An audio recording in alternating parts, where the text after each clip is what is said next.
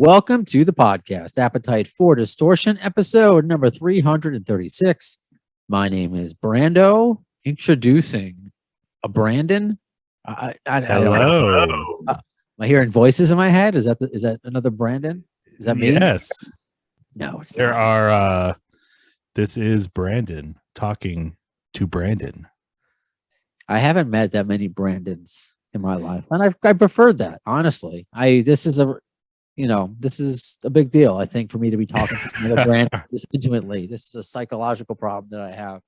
Well, you know what I like? You know what I like about our name is that if somebody asks what your name is, you say Brandon. It's a common name. Nobody's like, well, that's a weird name. But it's not common enough where everybody has it. It's not like no disrespect to these names. It's not a Paul or a Michael or a Thomas or even a Brian. You know, it's sort of like a second tier name in terms of popularity. It's common, but it's not that common.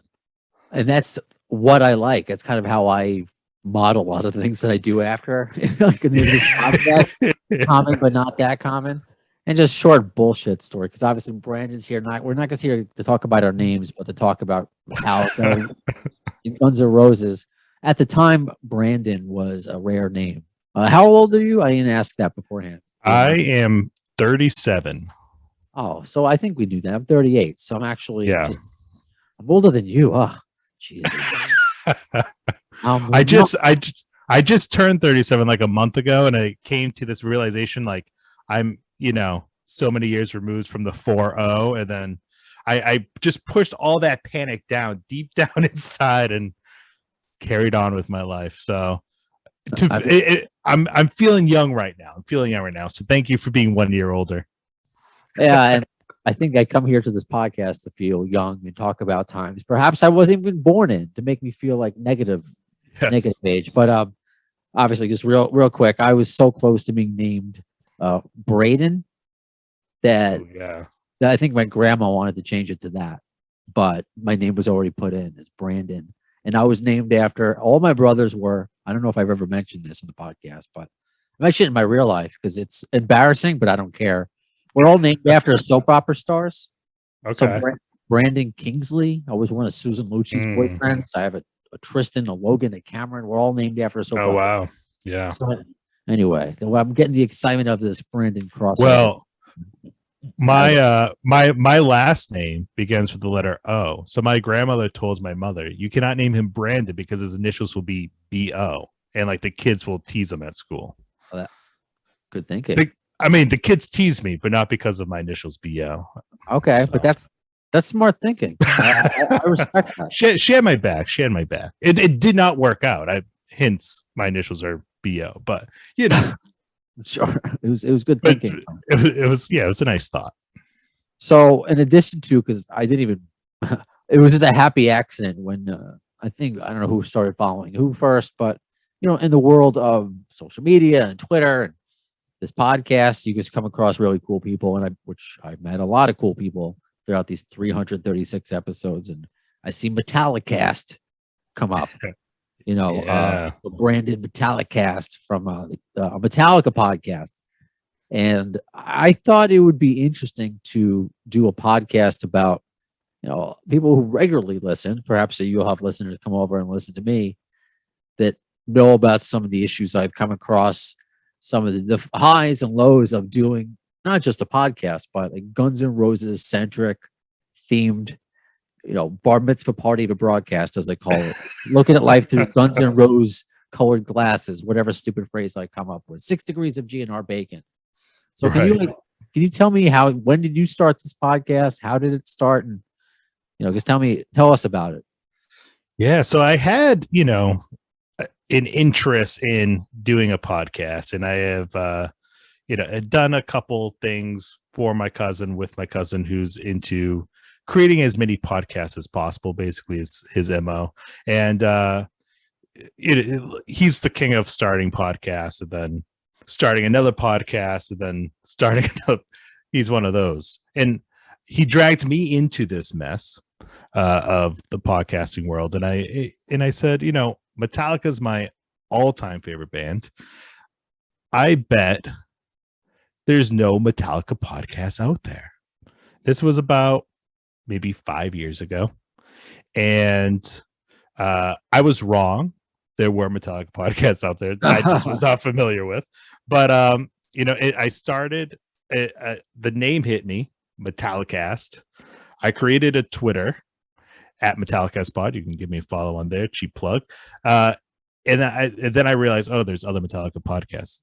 Not until I created the Twitter, and I was like, oh, I wonder, like, are they going to be cool with me doing a Metallica? But super cool guys, and it worked out. But I went into it thinking like this is going to be a one-off thing, probably. Like I'm not sure I'm really going to stick with this, and I'll record an episode.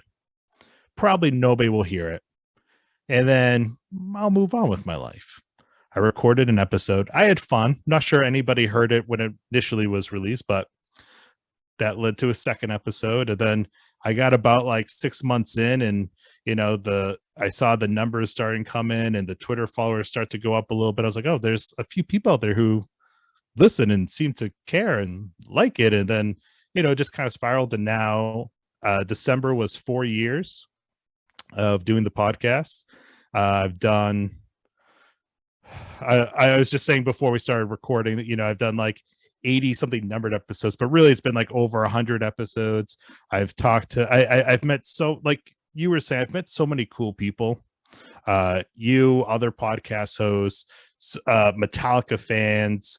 I've had the privilege of talking to, people who were in the band's inner circle, who worked with the band, musicians who have been influenced by the band or have toured with the band or are friends with the band, and basically everybody around the band. So everybody except for the band members themselves. And That is. and in addition, doing deep dives into specific topics, like whether it's a specific concert or an album or a single song or whatever the case may be. So the goal being cover all things Metallica, and it really just was an outlet for me to nerd out. And I always joke on Metallicast that my wife got tired of me turning every conversation into Metallica. So in order to save my marriage, I created Metallicast, and now I know I have like a weekly outlet to talk to other fellow nerds about Metallica and music and all that nerdy stuff that I love. So that's sort of how it started, where it's been, what it's all about. And there are a lot of Metallica podcasts out there, and they're all good in their own right. But hopefully people can come to Metallicast and enjoy it, just like whether you enjoy the other ones or not. Hopefully, you can get something out of it if you're a fan of the band. It comes down to just being a fan of the band, and I think people that being conveyed to the audience, and they know they're talking to their fellow fan. Right? Yeah. So, and that's what I get a lot. I'm lucky that I happen to work in radio. I'm just a fan. I have so many Axl, Guns N' Roses references and stories in my life before I got into radio or in general, let alone this podcast. So yeah, I'm just one of those nerds that needed an outlet. But I've told the story where my former co-host, still current friend Ian Scotto, he proposed the idea to me, and I just thought, what a stupid idea. What, like, they're my favorite band, but how long can I talk about them? Yeah, November Rain's my favorite song. Great. Let's talk about the Illusions. Like, how long could that go on? But they were obviously it's been going on I think like 6 years for me or something. But it's that's great. It's crazy. It's been a crazy ride. Just to think radio in general, 20. It's just we were talking off. Did we just say that on or off the air? Because sometimes I lose track of, because everything has been so same, yeah.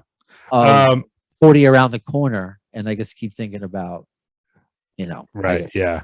I don't want to be that, but quite yet. So we're the same age. So anyway, but I digress. So I mean, I'm getting stuff off, my nerdum chest, my Guns N' Roses chest, but there were certain topics I wanted to talk about, and especially at that time was the reunion and talking about that and what we're going to see, what we can expect. What has it been for the Metallica fan base? What's the most important, or maybe the hottest topic? Let's just say that. What's been the hottest topic? We know maybe some of the obvious things that we can, maybe you Yeah. can say that we come across a lot. But what's like been the, you know, Well, obviously new, like Guns N' Roses, new music. What is it with Metallica?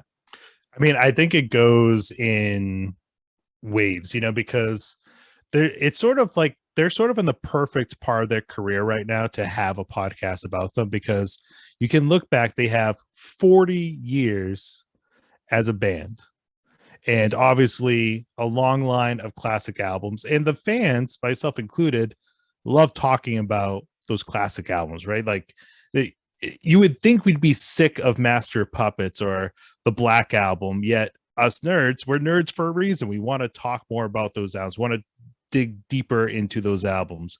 But on the flip side, they're a band that's still touring, still releasing new music, still relevant in terms of, playing stadiums. And so it's exciting because you can do a 40-year retrospective on this band, but also still talk about current events that are very relevant to the diehards, especially, whether it's a current tour or a new song, even though it's been a while since we've had new songs, but whatever the latest project is. So it kind of goes in waves depending on what the band's doing. But I personally, I like to dive into some of like the lesser spoken about topics, or maybe some of the, what some people would say, maybe like the lower points of the career. Like I'm fascinated what people think about like Saint Anger. Like I know most people are going to like Master Puppets. I know most people are going to like the Black Album, and that's cool. Me too. But what do you think about Saint Anger? What do you think about the Load Reload era where they changed their sound and cut their hair? What do you think about, the Napster controversy? What do you think about, I did a whole episode on MTV Icon Metallica, which was like, performances by Avril Lavigne and Snoop Dogg, and I did I did a whole episode. I was like, I buddy of mine's music journalist. I was like, all right, let's record like a short mini episode on they did this horrific song with Ja Rule adding a rap to it. And I was like, let's see if we can talk 5 minutes about this song. We talked for 45 minutes. It became like a full episode about like this song. So that's kind of like what I like. Even when I have like a guest on, like I've had several people who were very close with the band or are still close with the band that helped them get their start in the early days and did XYZ for them and whatever. And so like, I know they like that era of Metallica, but I'm like, what do you think of this era of Metallica and how they've changed and how they've evolved? And I think that's when you kind of get, more interesting conversation, because we all like Master Puppets. It's fun to talk about that album. I talk about that album all the time. It's my personal favorite album of all time. But let's get into why was Napster good or bad, or are you indifferent, but whatever, all those little key parts of it. And if there's a more current event that's controversial, let's jump into that too. I understand that thought process completely, because it's like sometimes I'd rather talk about the spaghetti incident and Chinese democracy. Right. Yeah, I love Appetite. We all love Appetite. Yeah. How many times do we need to talk about Use Your Illusion should have been one album? Let's break down. Let's do a track. It's been done. It's been done. All right. Yeah. I'll have that conversation. I've had that conversation, but I completely understand, because I too am fascinated. That's kind of, since we're around the same age, those were informative years. Saint Anger, especially Load Reload. I think I was in middle school when that happened. Yeah. Well, that's the thing too, is that's sort of like my Metallica. So like the Load Reload era, I think I probably hold in warm regard, because I was in middle school. I was in 6th grade when Load came out. That was like the first compact disc I owned on my first CD player, so it's like I It's a have a big deal. history with that album, you know? So I'm going to view that album differently than somebody who came 10 years after. But that's another interesting thing too about doing the podcast is I always ask people like, when did you get into the band? Because, you know, some of them are like, I heard them at their first club date back in 1981 when, you know, Dave Mustaine was on lead guitar. And then other people are like, I first heard Hardwired when they released it in 2016. And, you know, so that's the fun thing about, you know, doing bands like GNR and Metallica is that there's all Yeah, these generations of people coming at different points. And that's fascinating to me too. exactly. I say that all the time. Those who saw Guns N' Roses in small little clubs, you know, before they made it big, and I've spoken to fans who found them through Chinese Democracy. Like Yeah. just to try to fathom that. While I'm a fan of Chinese, I just to fathom that that was your starting point, you know, Right. and I find it fascinating. I don't put it down. It's just something else that's interesting. And as long as you come in and you're a fan of the band, and I'm also a fan of, welcome aboard. So that's my thought process. Do you see in I don't know if you're a part of, are there must be Metallica forums, online forums, right? Yeah. Yeah. What do you how do you see the fan base? Because the GNR fan base is interesting. I think for the most part, we're a really smart, intelligent, respectful fan base. There's a certain crowd that's a little cray. I mean, that could be said about the you know, society in general. But like, what do you see about, you know, the between like on the online? You know, I'll just give like a comparison as like as we'll keep doing with GNR. There could be those of, oh, they'll never acknowledge the Chinese democracy era. That was Axel and friends, and those that love them, and then you just see some sort of online fight unfold. Oh Anything yeah. like that in the Metallica world? Exactly like that in the Metallica Yeah, world. So like, you know, you have people like me who are open to it all, yeah, like it all, appreciate it all, respect it all. You know, I can take and justice for all. injustice for all. You had to Exactly. do it. Okay. Yes. I you know, I want to talk about all of it. I appreciate all of it. I like all of it. Yes, I like Saint Anger. Do I like it the same way I like Master of Puppets? No.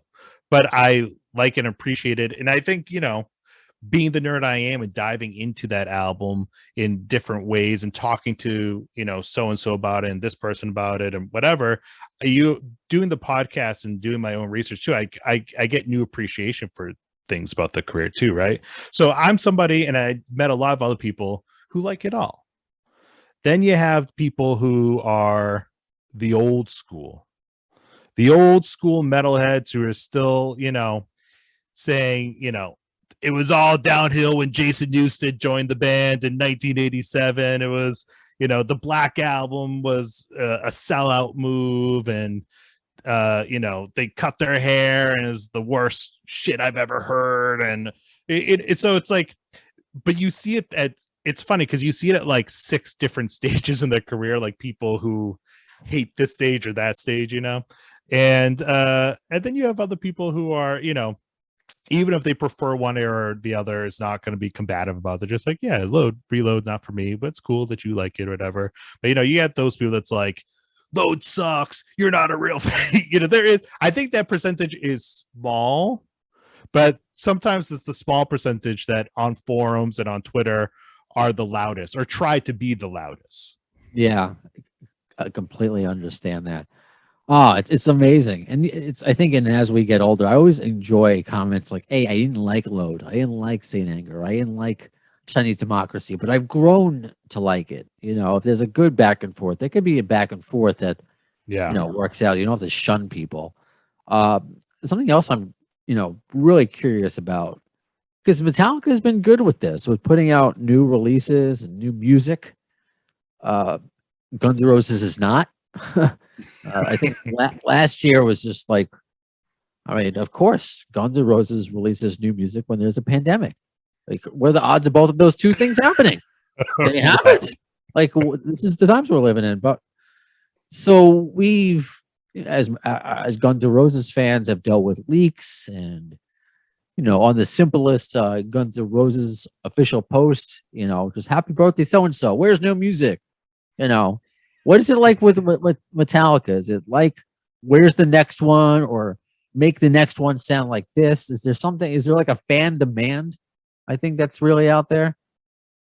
I There hate to is, that, but yeah, there is not on the same level, probably as like the hardcore GNR fan base, because you guys have gone without for so long. Like I'm a GNR fan, and I remember buying Chinese Democracy the first day it came out at my local Best Buy, because it was a Best Buy exclusive here in America. yeah, And I like that album. I It's not my favorite GNR album, and I know there's people listening to like, it's not even a GNR album, right? right. But I I that's neither here nor there. I appreciate it, but it's it's that took what, 10 years to come out.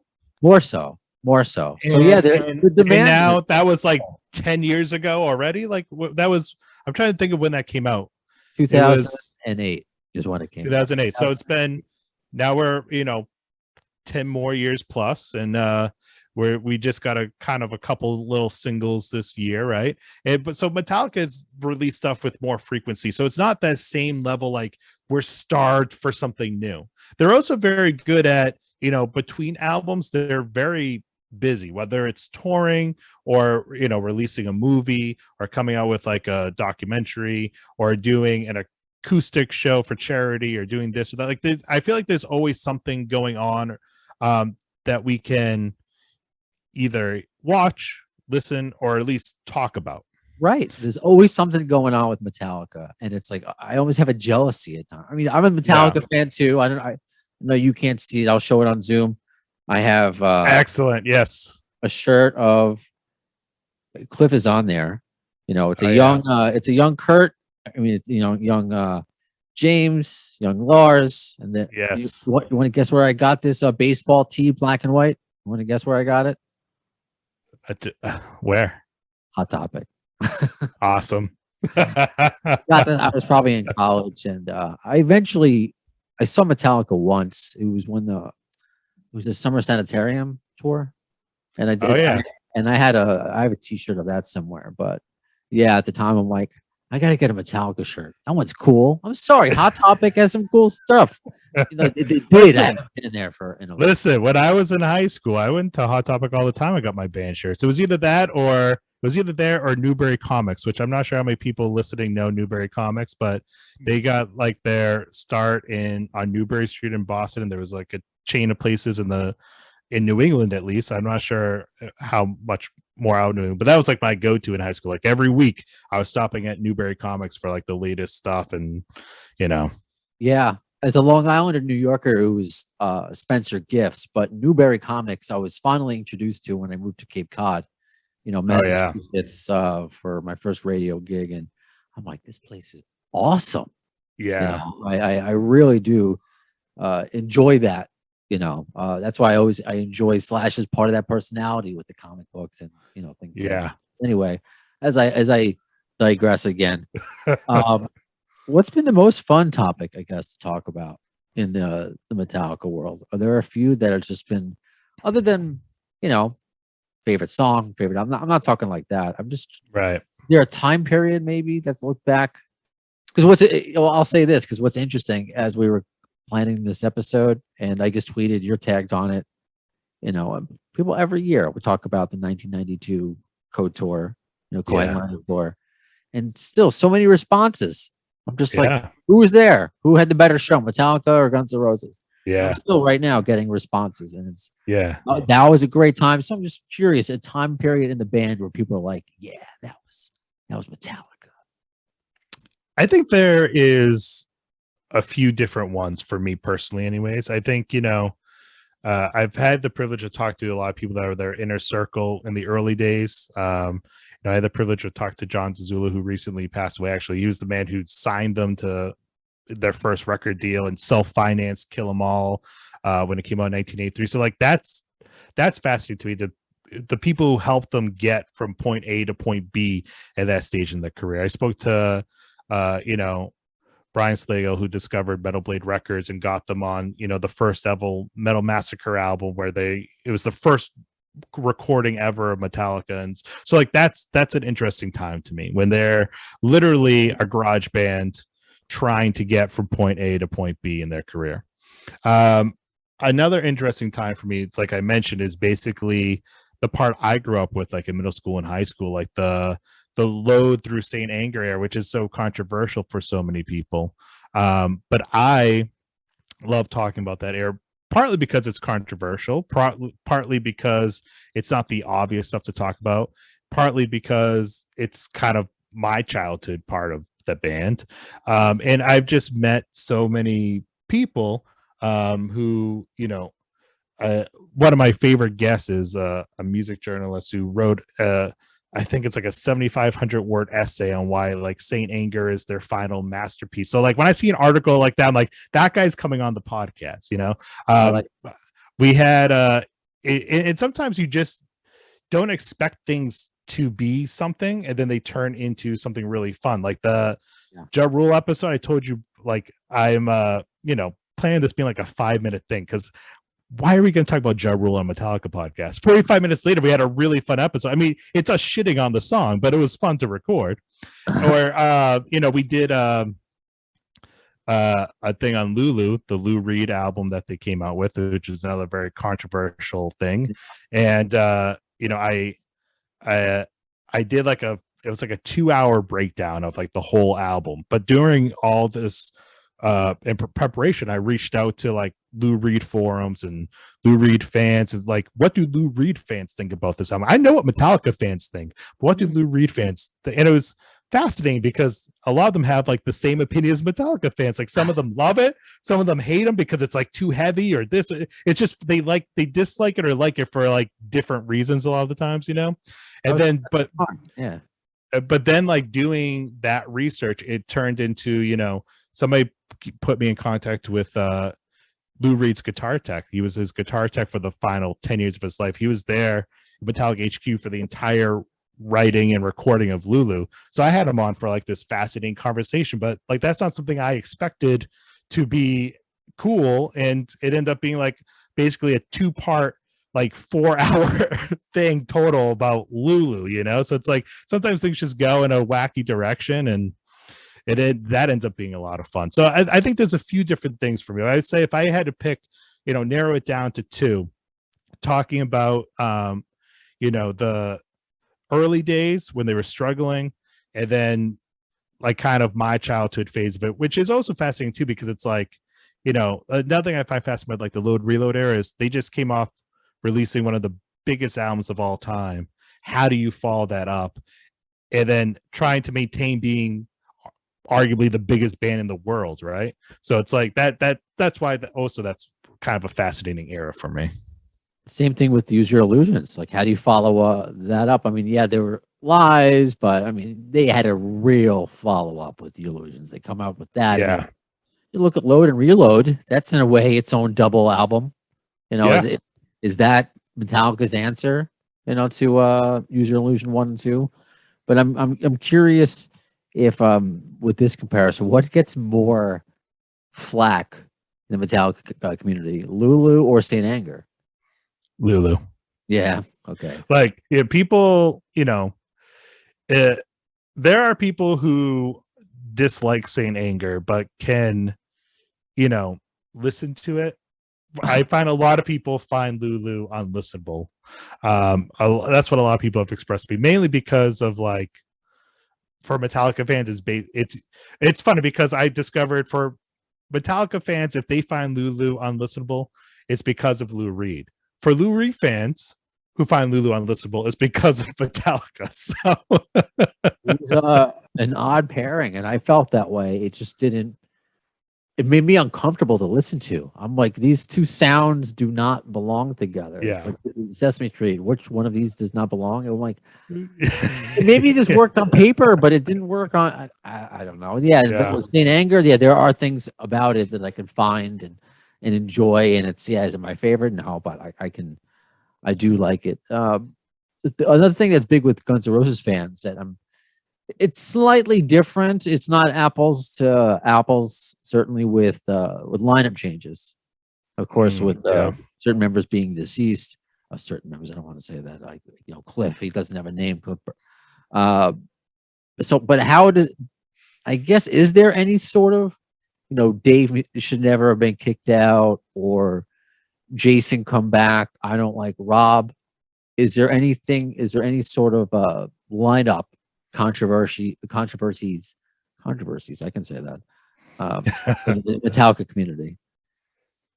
I think really the only time it's a controversy is for those old school metalheads who cling to the first 3 albums and nothing else. Like I think for those a lot of early fans, the death of Cliff Burton was the death of that band. Right.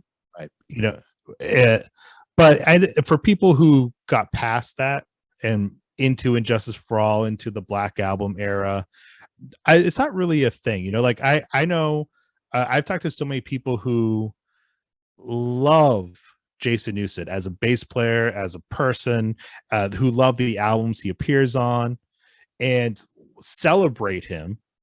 But they also love Robert Trujillo, and they have no problem with him being on stage with the band. And it's fine though, because perhaps the biggest lineup controversy, right, is Dave Mustaine, who did not even appear on a Metallica studio recording, just because of all the a little bit from the bands, but a lot from the media, throughout the 80s and 90s of Megadeth versus Metallica, and Right. kind of hyping up the whole feud. I'll put that in quotation marks. But not that Mustaine has always helped himself in that regard either, making comments in the press and kind of fueling the fire a little bit. So I think that's a very controversial point of conversation too, but which is funny because he never even appeared on a studio album by Metallica. So. I know. Is there any of that? The thought just occurred to me of, is there a Megadeth community that just says Megadeth is better than Metallica? Is there anything like that happened? There are those people. Yeah. I mean, the difference is and I like Megadeth and I appreciate them, but for the most part, I think you're a fan of both bands, but there are people who are like, maybe that's way better than Metallica because they never, they would never record an album with the symphony. They would never record, an album with Lou Reed or whatever the argument is, a lot of times, people still pull out, Saint Anger sometimes as an example. I'm like, I don't know if you're still if your point of hate towards a band is an album that came out 10 20 years ago and you're still holding on to that one thing, I can't help you. Since there's that, as you use the air quotes, I guess, before, there's no real controversy with Megadeth, Metallica, unless it's manufactured by the press or something like that, or Dave says something. I mean, it's whatever. Usually you're a fan of both bands. That's what I am. But with Guns N' Roses and Metallica, it's kind of, I don't know if that's the case.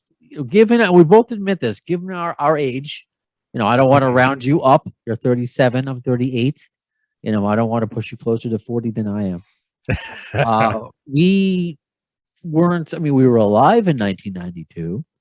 But I don't know about you. I was listening to the Muppet Babies on cassette, or seeing the Ninja Turtles on Radio City Music Hall when they had that was my first concert technically. We're coming out of our Shells tour. Wait, are you kidding me? Because I shit you not, that was my first concert, the Coming Out of My Shells tour. Wow, look at this, Brandon with both Ball, Ninja Turtles concert. We got everything. All right. So I remember my parents were going to bring me and my brothers to the water slides, and I was very sick. So my dad brought my 2 older brothers, and I stayed at home, in the fetal position on the sofa. So to make up for it, he got me tickets to the Coming Out of Their Shells tour, and that was my first concert. Where did you see them? Did you see them at Radio City also? No, I saw them at I'm not sure what it's called now, but at the time it was called Great Woods in Massachusetts. Okay. Yeah, so that was our first concert experience. I just remember they were selling like toy nunchucks on the outside. It was just like, plastic, shitty plastic wrapped with shitty foam, and Yeah. I'm swinging it around and immediately I smack one of my brothers in the face with it and I get grounded. So that's how therapy started for me. So, but going back to the comparison at hand, in 1992, we weren't aware of that mega tour that is still being talked about 30 years later that people Right. are remembering. And I'm getting all these, if you want to go to the AFD podcast on Twitter and look for that thread, some great stories. And it's a lot of, Metallica killed it. Axel was, late, but Axel, even though he was late, they were awesome. A lot of the theme of, by the time Guns N' Roses came on, we were tired. We had no energy. Mm, Axel would get upset that the crowd had no energy. I got home at 5:30, but I still loved it. A lot of those kind of yeah. stories. So I guess is that your perception, or what is the Metallica, in addition to yours, perception of Guns N' Roses? Is it? I feel like people might have, because of the Montreal incident, just like dismissed them. Hey, Axl Rose is an asshole. Fuck this band, kind of situation. Do Yeah. you get that a lot? Yeah. Yeah. I think I think there's a lot of people who are fans of both bands, but would also say, especially on the Metallica side of things, like, Axl Rose is a prima donna, a diva, whatever the phrase is, I will say, I mean, for me personally, I grew up loving both bands. Metallica's my favorite, but GNR, when I was a kid, especially, was up there. And I listened to all their albums on repeat, like during my formative years. So, I always was able to kind of separate the music from the stories you hear, which also, like you said, because of our age, I was experiencing their music later, so maybe that helped me too. It's not like I went to maybe my view of Axl and Guns N' Roses would be different if I went to Montreal and got stuck in a riot. Yeah. I imagine mine would be too if I experienced something like that. Imagine what my view would have been if, instead of my first Guns N' Roses show being an MSG in 2002, what if it would have been in Philly, the one that had a riot? Yeah. So if I went a day later, would I have been so you're absolutely right. I saw them on that tour too. Okay. The 2002 tour. I saw them in, I forget if it was Boston or Worcester, but I saw the Massachusetts show of that tour. And but when they were there, like, my experience was, maybe you can help me out. They had a DJ. Yeah, a mix master Mike. Yes. I think it was CKY. Yeah. And so I think CKY was on first, and then we waited 45 minutes. And then Mixmaster came out, which is not my cup of tea. And I could tell he was like trying to stretch and fill time, and the crowd was starting to get a little restless. And then he came off, and we waited another 45 minutes. And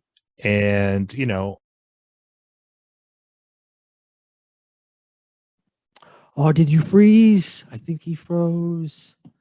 Oh no! I'm gonna pause it and see if he'll come back. And we're back. That's okay. As long as you didn't go up in a pyro, in Metallica, Guns N' Roses fashion, we're good. Too soon. I actually, on a episode of Metallicast, I had a collector on, big Metallica collector, one of, like, really well known among Metallica collectors. He's like one of the top guys in that world, and he actually has the glove that James Hetfield wore on his hand after the pyro accident on the GNR tour. Wow. Yeah, some of these, I guess that kind of answers a future question. I mean, you see it all over what people want to own from celebrities or people they idolize. Stuff from Axel, you just see pictures and handwritten letters, and I thought that was kind of crazy. But yeah, I guess oh, I would love to know the story of that, how that got into his hands, so to speak. Yeah, I forget what it was offhand. He told it on the podcast, but it was so many episodes Well, ago that the exact. But you can go check it out. So there you go. See, I'm helping you out. I'm helping you out. Who else have you gotten? Have you spoken to Michael Iago yet? Of yeah, good. Okay. yep. I had him on. So once in a while, I contribute to a website, metaltalk.net. They're based in the UK. So I was able to. It was a video interview for their thing that worked out perfectly also for the podcast, so you can find it both places. So yeah, that was a real treat. He was super nice guy. Like we're done recording and he's still willingly talking to me. I'm like, don't you need to go? He was just super nice guy. So Yeah. that was a lot of fun.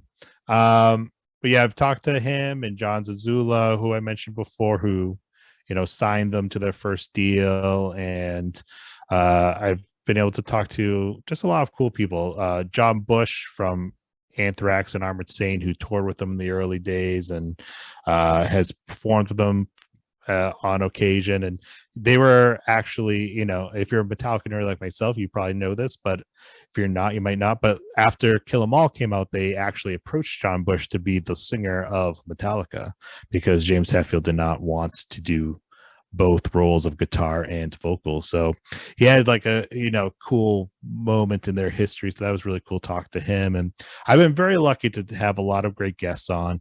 I have a lot of other fans on the show as well.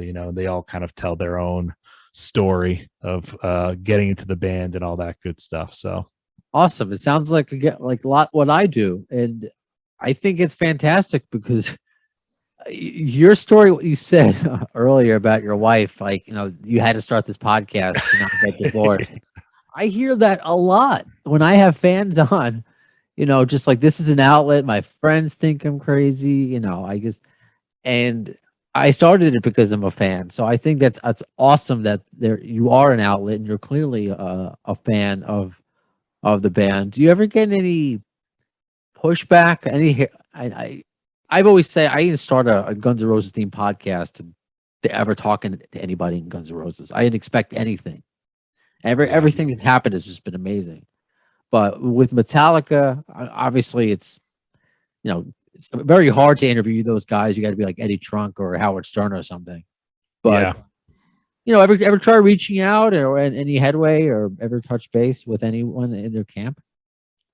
I've tried unsuccessfully, but I've talked to a lot of people who have been in their world, and they are, what I've come to understand from various people I've spoken to is, and this is probably pretty obvious too if you're a fan of the band, but they are very protective of their brand. So they are, very they're very, and they got their hands on every piece of everything that's happening in their world. So they are very selective with who they do interviews for and this and that. And like you said, if the choice is, I'm a realist, if the choice is Howard Stern, Jimmy Kimmel, Jimmy Fallon, or me, I'm losing that battle, So it's like and that's kind of, I feel like in recent years they do a lot less interviews and they do a lot more higher profile interviews. And if they're doing and when they do a podcast circuit, they're doing the top of the podcast world. And and Eddie Trunk, like that, could he's I'm sure he has Lars Ulrich's personal number, so he can finagle in interviews still with them, but I do not. But I have been told that they're probably aware of Metallicast and the other Metallica podcasts out there because they're very aware of everything that's going on. And they actually had their own podcast for the 30th anniversary of the Black Album, and it worked out perfectly for me. This is just funny because it was called the Metallica Podcast, and I call myself Metallicast, the Metallica Podcast. Got a lot of good traffic that month. I'm just gonna say. Nice. I love but that. And you but yeah, mentioned, I think that is great. I think that's when we started following each other. And yeah, it's what they did is different than what you do. It's yeah. it's good. I mean, the amount of podcasts, the amount of media that's out there. I mean, it's endless consumption. So more the merrier. But And what about for yourself in the GNR camp? Because I feel like there's been so many people who are now out of the camp who was in the camp. So I'm sure like, those people are easier to get than. not always. Not always. Oh, there it was you again. Oh, is there another pyro? Did he go off too soon? Oh no, he's back. Oh, I'm back. Oh, All right. he's back. All right, no pyro. No pyro. That's good. No pyro. I'm gonna keep using that joke. It's kind of like a bridge to everything. It just depends. It's really fascinating. I spoke to somebody today about it in length for some online magazine thing, and there are people where it has no direct effect with contact with Guns N' Roses, and I've used this example before, like Tommy Stinson. I'm sure he's friendly with Axl. It's not like they play Wordle together or something like that. I was trying to think of something topical to use, and that's what I came up with. But I remember when I first went to my initial one of my initial emails to before they sent that over to him, they wanted me to rearrange how when I listed things I want to talk to you about. Like, can I talk to you about GNR? Can I talk to you about new music? Can I talk to you about this? And she's like, can you just put GNR last? He's like, he'll talk about it, but you just want to make sure that this is the focus is new stuff, which I already know. But and we went on to speak that a lot of interviewers don't care, or they just ignore it. They see somebody famous on and they just want to talk to them about that famous thing that they did, and which is fine, but you have to know how to kind of navigate that and do, if they're there to promote something, to do right by them. That's just the nature of the business. Right, of course.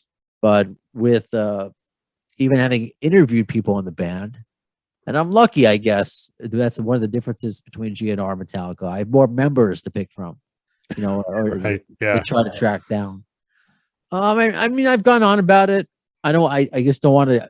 If I ever get an interview with Slash or Duff, I don't want it to be like I begged or cried my way into it. But people are just protective. It's just very hard. I heard after just interviewing Frank and Richard that management maybe put out there to the non, I hate to say it, but the non-famous members of GNR, the not big three. The big three is what they put on all the posters and the T-shirts. Right. To not do interviews unless approved by management, and that I was named. A couple of people, I don't want to use sources. When am I that cool? A couple of people told me that I trust, and I just since then I've been trying to, like, maybe there's a miscommunication thing. I'm not here to, if you don't want to talk about new music, we don't have to talk about new music, whatever you want.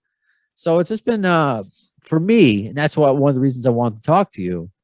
Therein lies a struggle and a source of a little frustration there, where if my ability, what I've been able to create this podcast with, and the support has gotten me in position to be able to interview some people, and just because it's either a Guns N' Roses themed podcast to get turned down, because that's what I've had. If you had another podcast, if you had another show, I would do that. I can't do this one. So therein lies kind of the frustration, where I'm like, this isn't Appetite for Distortion isn't a trap. I understand, as you said, there's a lot of Metallica podcasts out there, but there's a lot of podcasts out there. There's a lot of rock podcasts out there, and metal. Yeah. So do I want to be Brando the rock guy? No, I don't. That's just not me. I think it's fun, as I'm sure you do. You're not gonna you go off on tangents or about certain things in your life. You talk about Ja Rule, all these different things that relate to that nucleus of Metallica. That's what I try to do with GNR. And so therein lies the frustration, and it's nice to see that other than what's expected. I mean, you got they're gonna have a fortress of solitude around them, especially at this point. Yeah. Difficult. Metallica, that is. But with GNR, when some of them have other things to promote, and they wanted to promote on this show, and they're being told no. That's a miscommunication that kind of frustrates me. Yeah, and I think that's anybody who does like a band specific podcast is probably going to experience that, right? Like there's people, I would love to talk to, but then I have to say, all right, how relevant is this to Metallicast? And then is there, and then there's other people it's very obvious. And then there's other people who, like you were saying, are just not interested in me because it is like a Metallica branded podcast. They might think it's like a little too niche for them, but like really what you said is what I also do on my show, whereas it's it's a celebration of Metallica, but also just metal and rock in general. And we have I I always joke that I'll pat myself back. I do a decent Dave Mustaine impression, and every time I do the impression on the podcast, we go off and talk about Megadeth for 20 minutes. I'm like, I don't know, and I always joke, I don't know why I just don't rebrand this as a Megadeth podcast, because we just talked for 20 minutes about them. But I always tell people, the rabbit holes are the things that are fun, right? About doing a podcast. It's like, all right, we just talked about this album for 10 minutes. Now let's bring it back to Metallica or whatever. But and then also I want to celebrate other parts of their career, and sometimes that relates to other artists. So like I did an episode about the Misfits back in the day because they're part of their history. I did an episode about Ozzy Osbourne because they're part of their history. So it's sort of, Metallica is the nucleus, as I think you worded it, and then you see how far you can branch out, because if you did every episode on Master of Puppets, that's going to get old really fast. Yep, I've said that. That's something I've said since episode 1, and why I thought doing this was stupid. I'm like, we're going to talk about Appetite all the time. Yeah. No, but I branch out. That 6 degrees of GNR bacon phrase that I use, and it's fun to see. I found out, and I'll give credit to Jeff from he was on GNR Central, but he's I think he's still Jeff GNR Central on Twitter. And kick myself in the head. I'm a Simpsons fan. I could have done a Simpsons podcast. I'm not every Sunday watching the new episodes. There was a time where I would do that, but I was home. I was like, I'm going to watch The Simpsons, but I decided to watch some horror movie instead. There's an Axl Rose reference for the first time ever. They play it as my cat just pressed. Thank you. If I was muted for a second, it's because my cat wants to be fed again. And don't worry, GB, we'll wrap this up. So I put the clip on my Twitter, and it's just they named Bart and his friends Jimbo and whatever. I'm not going to nerd out too much about The Simpsons, but they had a goat, and like, oh, we should name him Axel, and then Jimbo was like, no, that's saved for the heavy metal god. They said like heavy metal god Axl Rose, and like, oh well, this Axel eats metal because he's a goat or whatever. Yeah, right. It's interesting because like that, I remember being a Simpsons fan. One time they referred to Judas Priest as death metal, which they are not. And I think they had an issue, some sort of silly apology for that. But Axel's not a heavy metal god, so maybe that I see branching out. I've had the Scooby guy on. I've had the Looney Tunes guy on. Now I got to look for Simpsons guys to see who wrote that line in there. Right? Yeah. Well, I mean, it's funny too because like some things are like if I don't know if you saw the viral story about like, this is just an example of like the episodes you never expect to record, but it's like it's a fun story, so you pull it in. So it's like if anybody saw the viral story about the Lars Ulrich toilet. Thank you for bringing that up. The guy who sculpted it, who was like a guest a couple episodes ago, because I was like, I tracked him down. I'm like, I figured out who it was. I was like, why? I remember you saying that. I thank you. I completely forgot about that. And that's what's like, I like this guy, Brandon, because that's something that I would think of to do. And I'm like, that's awesome. And I remember when that went viral, that weird looking Lars toilet. What is this? And to interview the guy that made it, I think is absolutely brilliant. That should be the first. That should be the first episode for anybody who listens to a Metallicast if they want to get into it. I think. That's Yeah, my Prince Midnight. That's the artist. It's like 2 episodes ago. So check it out. Cool. And I'll just ask you because it's about we just mentioned Lars. Overall, fan base. Do they like Lars? Because I feel like he's a punchline a lot. Does the fan base like Lars overall? Overall, yeah. It's the people outside, I think, like the diehard fan base that give him all the crap. He is a punching bag, and I always say this. Metallica would not exist without Lars Ulrich. No way. And is he technically the greatest drummer ever lived? No. But he is instantly recognizable on the drums.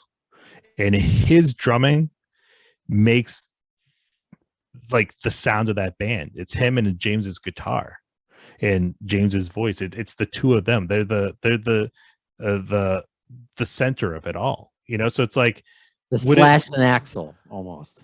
Yes, it's like, is Dave Lombardo technically a better drummer than Lars Ulrich?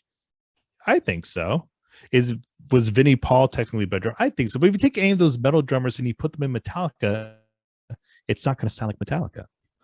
So and it's funny too because I've met all the current members like just at like fan meet and greet things.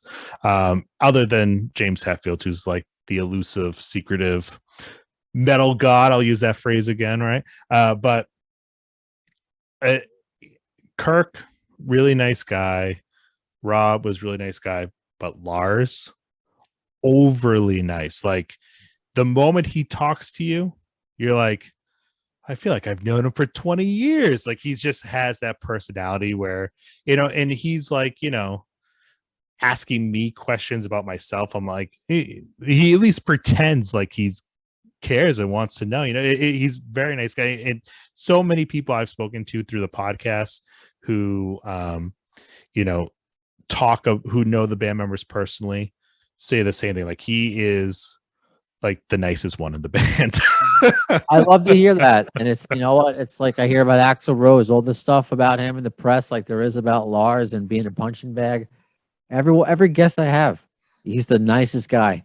He's the funniest guy. He's loyal. He cares. So I enjoy hearing that. So, yeah, man, we can keep doing this. I love Metallica too. Just like with I'm sure like Metallica's one, Guns N' Roses is, I don't know if they're two, but top five. It's like that's how it is for the reverse for me. Guns N' Roses one, Metallica. Sometimes they are two for me, depending upon them. But usually, top five. And man, I wish we could have gone in 1992, but we saw the Ninja Turtles. So we and really anybody listening to this podcast is going to agree the Ninja Turtles was the better ticket. That was the better show to go to. So you were on time. No riots. Pizza Power. I know. I still remember a couple of the songs. That's really the only one I think. Pizza Power. We're coming out of our shells. Oh yeah. All right. I remember telling my dad. I said, "Wait till Shredder comes." My dad's like, "Shredder's not going to be here." And then Shredder came, and I said, "See, I told you, Shredder's here. He's here, not messing around." So, oh my god, I could do a Ninja Turtles podcast too, but I'm sure we'll do this again, man. This absolutely. So people can just find you Metallicast everywhere. All the usual places. Yeah, you can find me on social at Metallicast Pod, Facebook, Twitter, Instagram. I use Twitter the most. I find it the easiest way to interact with people over Facebook and Instagram, but I'm on there as well. And in terms of finding the podcast, anywhere you find yours, Apple, Spotify, Google, to all those places. So, I would love if you checked it out. If you like what you hear, download. I'll the usual podcast host spiel. Yeah, download, subscribe, leave a positive 5-star review. I know I need to say that more. I don't say that more. Leave reviews you can leave reviews on Facebook. You can do it on Apple Podcasts. All of that, and it's fun, man.